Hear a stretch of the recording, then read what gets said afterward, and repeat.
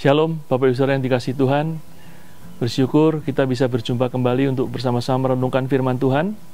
Mari saya ajak kita untuk membaca sebuah kisah yang terjadi pada waktu Tuhan Yesus disalibkan. Dan untuk itu mari buka bersama dengan saya Injil Lukas pasal 23 ayat 39 sampai dengan 43. Demikian firman Tuhan.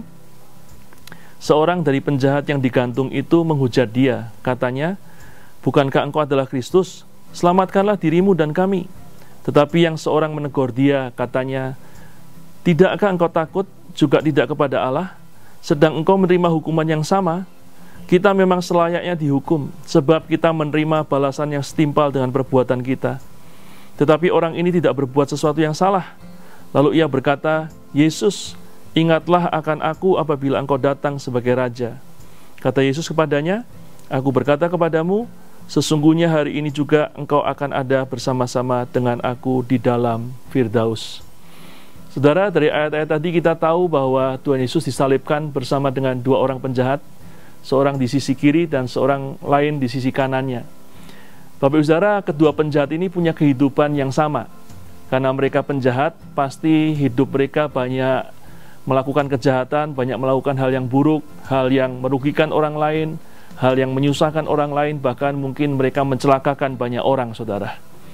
Dan saat ini kedua penjahat itu juga sedang mengalami keadaan yang sama, yaitu mereka sedang tergantung di kayu salib dan mereka sedang menghadapi kematian mereka.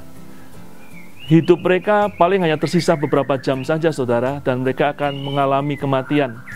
Dan kita tahu buat orang-orang yang tidak takut Tuhan, tidak mencari Tuhan, yang hidup dalam dosa, mereka akan binasa dalam dosa-dosa mereka.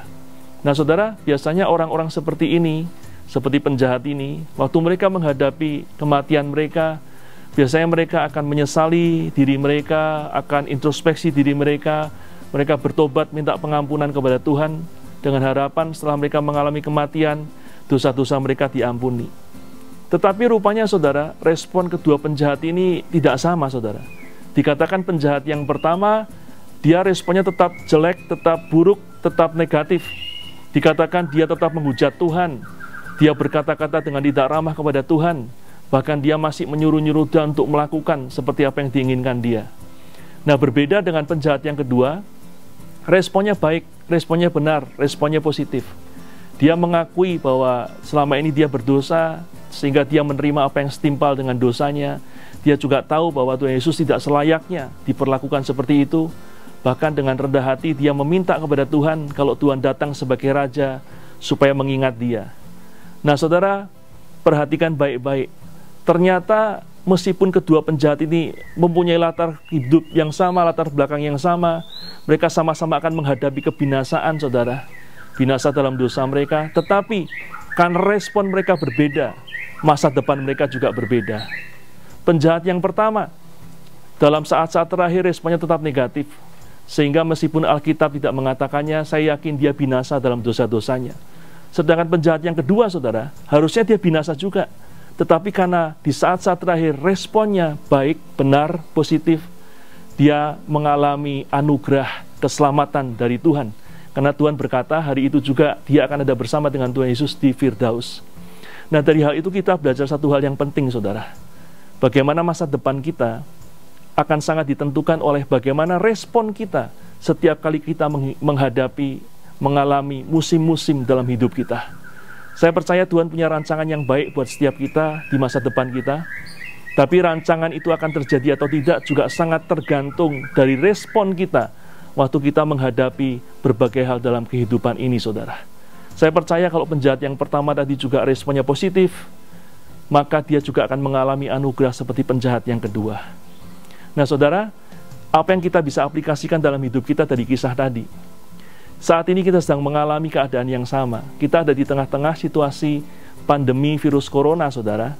Dan karena hal ini, banyak orang tidak bisa bekerja, berusaha, beraktivitas, melayani sebagaimana sebelumnya. Ya. Dan karena itu, saudara, kita semua sedang mengalami masa-masa yang sulit, masa-masa yang nggak mudah. Dan kita semua juga nggak tahu pasti sampai kapan ini akan terjadi. Karena itu, saudara, banyak orang mulai berpikir, bagaimana keadaan saya nanti setelah pandemi ini berlalu? bagaimana masa depan saya, dan lain sebagainya. Dan karena itu saudara, belajar dari kisah tadi, kita harus tahu, kita harus percaya satu hal, bahwa bagaimana keadaan kita nanti sangat ditentukan bagaimana respon kita saat ini waktu kita menghadapi pandemi ini, saudara. Dan karena itu, supaya masa depan kita tetap baik di tengah-tengah masa yang sulit ini, saudara, saya mengajak kita untuk meresponi saat ini dengan respon yang benar, respon yang baik, respon yang positif. Nah, respon positif seperti apa, saudara? Selama masa-masa ini saya banyak berkomunikasi dengan jemaat, dengan pekerja, saya tanya keadaan mereka dan apa yang mereka lakukan. Rata-rata semuanya sedang mengalami masa yang nggak mudah, saudara. Tapi dari komunikasi ini saya juga belajar ada beberapa hal yang baik yang kita bisa tiru, aplikasikan juga dalam hidup kita, saudara. Seorang rekan kita saat ini pekerjaannya harus berhenti sama sekali sehingga dia tidak punya income, saudara. Tetapi waktu dia melihat orang-orang susah mendapatkan masker, tiba-tiba ada ide yang muncul, saudara. Dan dia mencoba membuat masker dan memasarkannya dengan harga yang pantas. Dan mula-mula hanya jumlah sedikit, tapi lama-lama jumlahnya semakin bertambah. Dan dia tetap dapat income meskipun tidak sebesar yang biasanya. Rekan kita yang lain sama, dia juga memasarkan masker, sehingga waktu dia ketemu dengan seorang rekanan, lewat pertemuan itu dia mendapatkan pekerjaan, mendapatkan proyek yang bisa dilakukan saat ini, saudara. Sehingga dia juga dapat income juga, saudara. Juga rekan kita yang lain saat ini usahanya berhenti sama sekali. Dan karena itu dia tidak punya income, tapi dia melihat ada kesempatan, dia melihat banyak orang saat ini memerlukan makanan-makanan yang bisa diantar ke rumah. Karena itu dia dan beberapa temannya menyusun menu-menu makanan yang bisa mereka buat dan mereka pasarkan lewat Instagram, lewat grup WhatsApp, dan mereka antarkan ke rumah-rumah konsumennya, saudara. Dan itu cukup memberikan income buat mereka, sehingga dalam keadaan ini pun mereka tetap punya penghasilan. Rekan kita yang lain lagi juga sama, saudara. Saat ini usahanya jauh sekali berkurang, dan dia tidak melakukan pekerjaan yang lain. Tetapi dalam waktu luang ini, saudara, dia gunakan waktu-waktu luangnya untuk belajar. Banyak sekali di saat-saat ini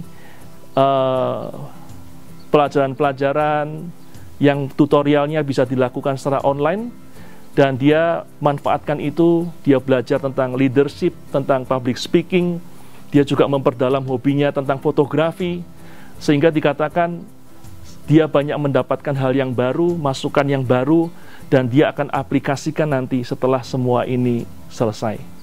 Nah, saudara, itulah hal-hal positif yang kita bisa lakukan, saudara. Kita tidak harus melakukan hal yang sama dengan mereka, tapi saya percaya setiap kita akan dituntun oleh Roh Kudus untuk melakukan hal-hal yang baik di masa-masa ini, hal yang positif, hal yang membawa manfaat buat setiap kita, sehingga saudara, waktu kita melakukannya, kita tetap percaya masa depan kita tetap baik, sebab Tuhan merancangkan yang baik kepada kita, dan respon kita juga baik. Karena itu saya mengajak sekali lagi, mari saudara, apa yang kita bisa lakukan, apa yang bisa kita kerjakan saat ini, lakukanlah untuk masa depan kita, supaya rancangan Tuhan digenapi. Dan karena itu mari, saya mengajak kita untuk berdoa biar Roh Kudus yang tuntun kita. Hamba-Mu berdoa bersama dengan seluruh jemaat-Mu, Tuhan, dan kami minta tuntunan-Mu, pimpinan-Mu di masa-masa ini, agar kami boleh menemukan hal-hal yang baik, yang membawa manfaat bagi setiap kami. Dan biarlah Tuhan, semuanya boleh kami terima karena Roh Kudus yang menuntun kami.